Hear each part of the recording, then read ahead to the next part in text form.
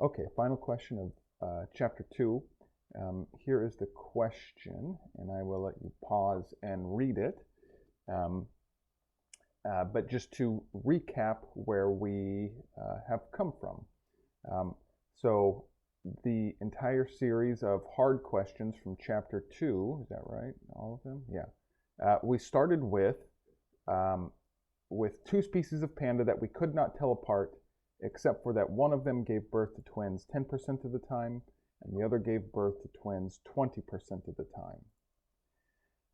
By question 2, we were asked, assuming that both species are equally probable, if we just grabbed a random panda, we were asked to find the probability that the panda we had was of species A, given that we observed it give birth to twins. And you can go through that video or go through the calculation or the code, but you'll notice that you'll find that the posterior probability that we found was 1/3, 33%. And then in the next question, we were given some additional evidence. And this time, that same panda gave birth to a singleton baby. And so then we were asked to, again, find the posterior probability with this new evidence that we had species A. And what we came up with was that it was a little bit more than 1/3. It was 36% as opposed to 33% that we found in the previous problem.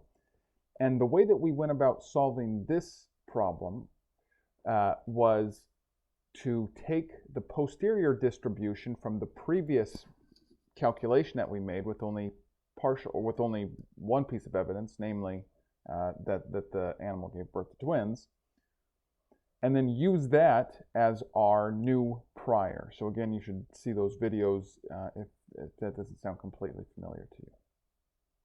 Okay. So now in question 2H4,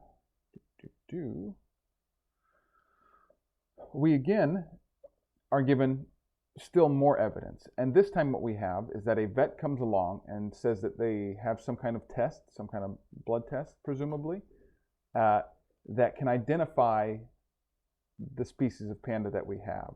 But it doesn't do it perfectly. And so this is how well it does it. So the probability that it correctly identifies species A is 0.8, and that it correctly identifies panda B is 0.65. And then, so now we're asked to use this information to find the probability that we have species A once again.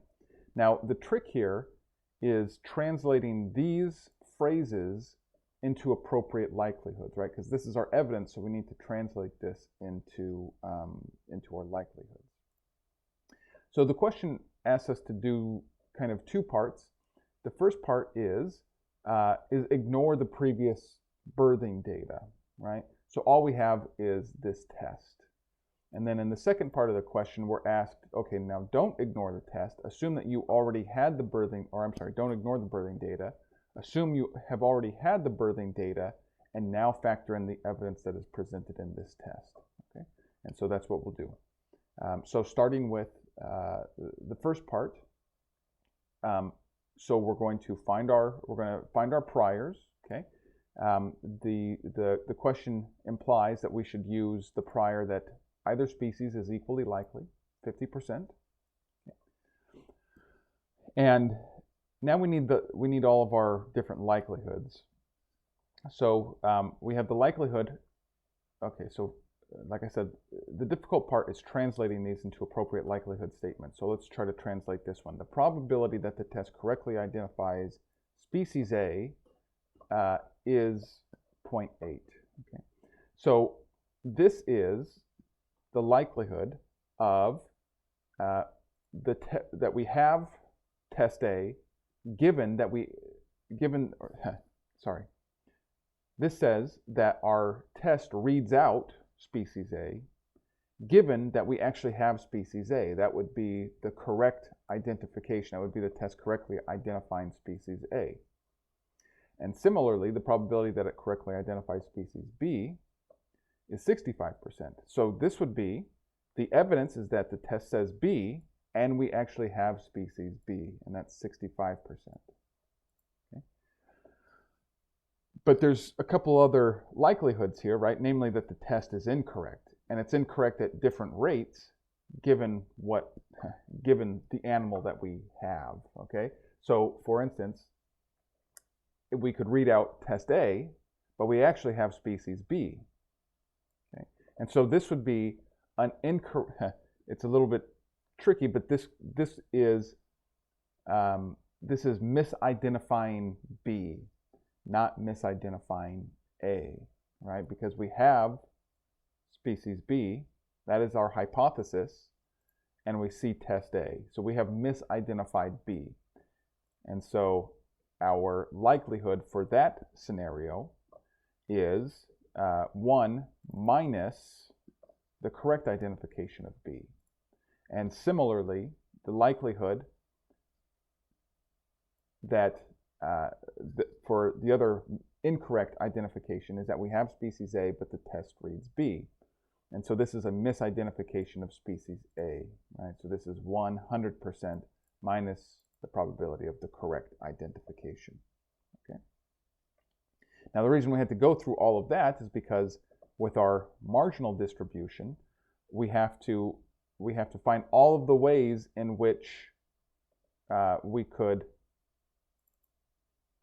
could get a positive test, or I'm sorry, a test that says that you have species A. And we could get that either by having species A, which is a correct identification, or that we have species B, which would be an incorrect identification. So again, we weight our likelihoods, right? So here's the correct identification. Here's the incorrect identification, okay? And we weight those by the species, right? So if I correctly identify species A, I need to weight that by the prior that I have species A. And if I've misidentified species A because I actually have species B, I need to weight that by my prior for B, okay? And so again, I plug this into Bayes' theorem here, the prior times likelihood, all that divided by the marginal, and I run that, and I get about 70%, 69.56, Okay, so that's part one. Part two says, okay, now stop ignoring the fact that you had this prior birthing data, okay? Now factor in the evidence of the test.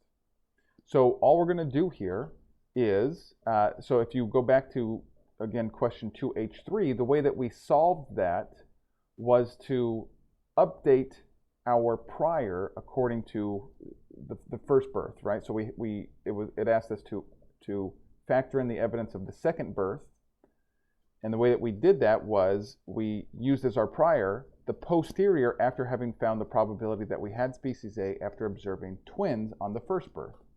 So similarly, our prior now that we have species A is going to be taken from our birthing data, which, if you go back or you look at the code, that was 36%. So that is our new prior for species A, okay?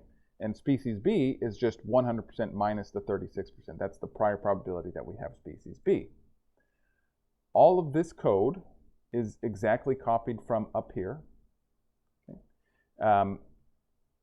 Well, in fact, so is this one. So all of this code is just copied up from up here. And the reason we can just copy and paste it and then run it with these new priors is because the only thing that has changed is the information that we had prior to seeing the testing evidence. Okay? So when I run this, we get a posterior probability of about 56%.